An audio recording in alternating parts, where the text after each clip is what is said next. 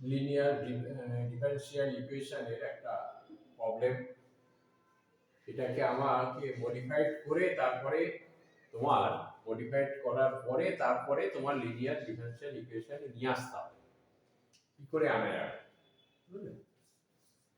মানে আছে dy by dx minus tan y by x equal to tan y into sin y by x।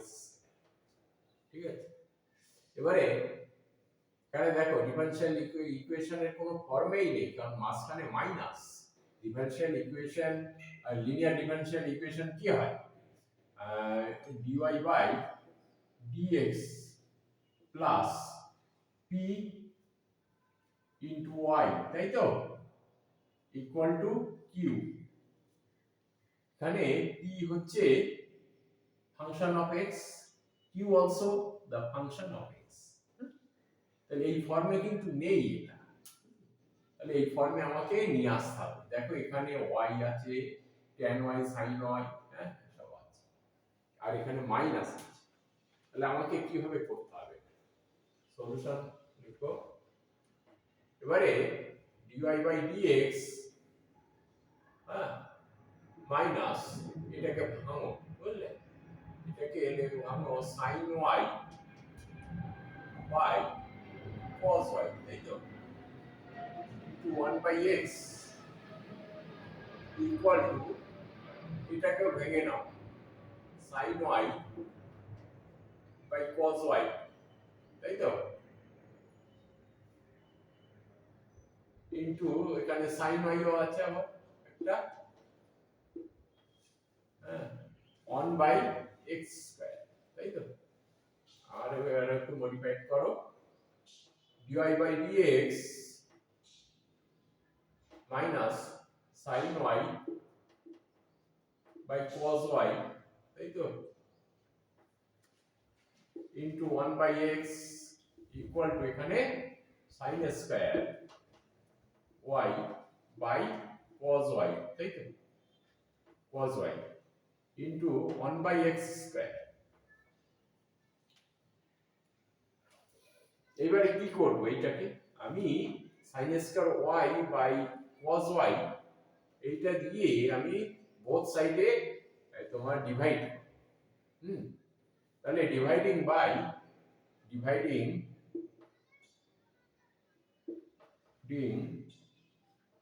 Both side, তাই তো, both side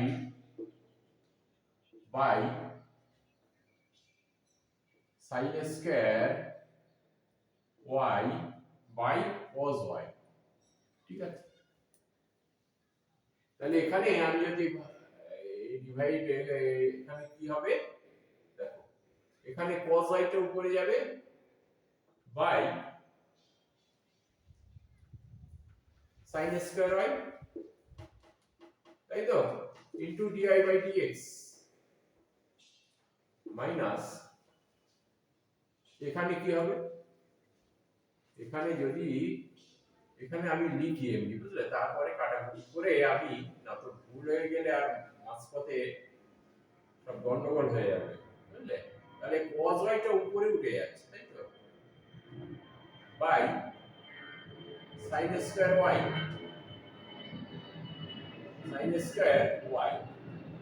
into 1 by x ভাগ করেছি equal to কি হচ্ছে, ওই 1 বাই x স্কয়ার।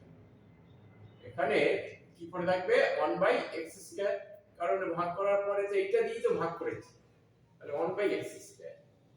এখানে কি হয় দেখো, এখানে কি লেখা যাবে? এখানে তোমার কোসেক, তাই তো, এখানে cos বাই sin হচ্ছে cot, আর 1 বাই sin পড়ে থাকছে, সেটা হবে কোসেক হয়ে যাবে, কোসেক cot, তাই তো, cosec y cot y into dy by dx, তাই তো, মাইনাস, এখানে কি হবে, cos y কেটে গেল, এখানে sin y এখানে কেটে গেল, তাহলে এখানে কি পড়ে থাকে, কোসেক, তাই তো, cosec y into 1 by x equal to 1 by x square, তাই তো। এবারে আরো এগো, এইবারে কি করব আমি, আমার ওই ফর্মে তোমার লিনিয়ার ডিফারেনশিয়াল ইকুয়েশনের ফর্মে তো নিয়ে আসতে হবে। এখন এখানে আছে এই, তাই তো, কোসেক y cot y, এখানে কোসেক y আছে, তাহলে আমি এখানে দেখো প্লাস হওয়ার কথা, আমার মাইনাস আছে, তাহলে আমি এখানে মাইনাস শুধু আমি এখানে ধরে নেব কোসেক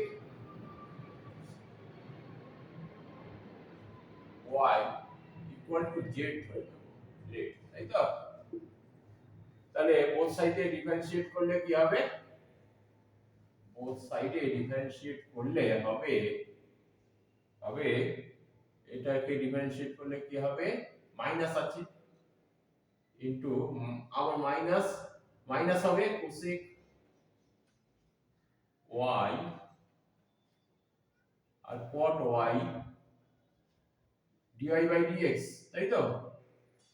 এই কোসেক y এর ডিফারেন্সিয়েশন হচ্ছে minus cosec y cot y, আর আগে মাইনাস ছিল, dx ইকুয়াল টু কত হবে, dz বাই dx, তাই তো। তাহলে এটা কি হয়, cosec y cot y dy by dx equal to dz by dx, ঠিক আছে, দেখা যাচ্ছে এই হলো। তাহলে এইটাকে আমি এইখানে লিখব, কি হবে, এখানে dz বাই dx, দেখো cosec y cot y, এখানে cosec y cot y dy by dx equal to dz লিখি, dz বাই dx, এখানে cosec y, হ্যাঁ, cosec মাইনাস cosec y, তাহলে এটা প্লাস হয়ে যাচ্ছে, তাই তো। এখানে কি হচ্ছে, z বাই x, তাই তো, ইকুয়াল টু হচ্ছে 1 বাই x স্কয়ার।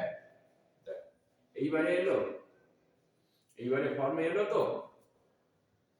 এখানে যেমন dy বাই dx, এখানে dz আছে, এখানে dy ছিল dz, তাহলে ওর এই z আছে এখানে, তাই তো। তাহলে আমাকে লিনিয়ার ডিফারেনশিয়াল ইকুয়েশনের ফর্মে চলে এলো।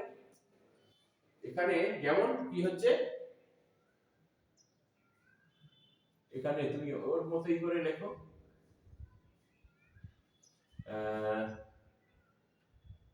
dx plus p into z, তাই তো, ইকুয়াল টু q, এখানে p ইকুয়াল টু কত, p equal to 1 by x, আর q ইকুয়াল টু হচ্ছে 1 বাই x স্কয়ার, তাই তো। এবারে আমরা কি জানি, if, if ইকুয়াল টু কত, ইন্টিগ্রেটিং ফ্যাক্টর, বুঝলে, if ইকুয়াল টু হচ্ছে তোমার e to the power integration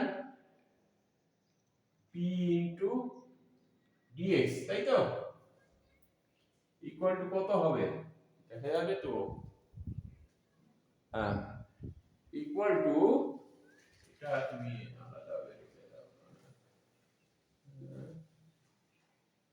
equal to e to the power integration p equal to হচ্ছে 1 বাই x, তাহলে dx by x equal to e to the power কি হবে, dx by x মানে log x, এবার e to the power log x মানে x, তাই তো, x, তাহলে ইন্টিগ্রেটিং ফ্যাক্টর হলো x, এবং আমি বোথ সাইডে x দিয়ে গুণ করব, কি হবে, তাহলে এখানে আমি x into dz by dx, তাই তো, প্লাস x দিয়ে গুণ করলে এখানে z পড়ে থাকে, ইকুয়াল টু এখানে কি হবে 1 বাই x, তাই তো।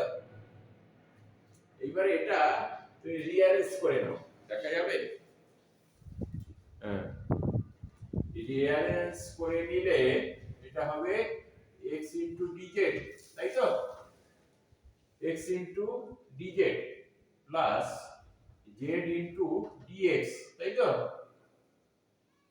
Equal to dx by x, তাই তো। দেখ এইবারে ইন্টিগ্রেট করো বোথ সাইডে, এটাকে ইন্টিগ্রেট করলে কি হবে, ইন্টিগ্রেট করলে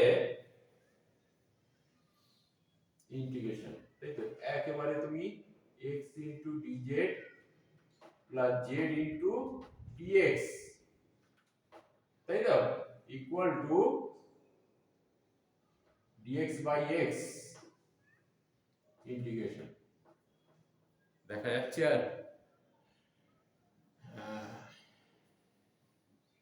তাহলে এই দিকটা মুছে দাও, ঠিক আছে, এই দিকটা মুছে দিই।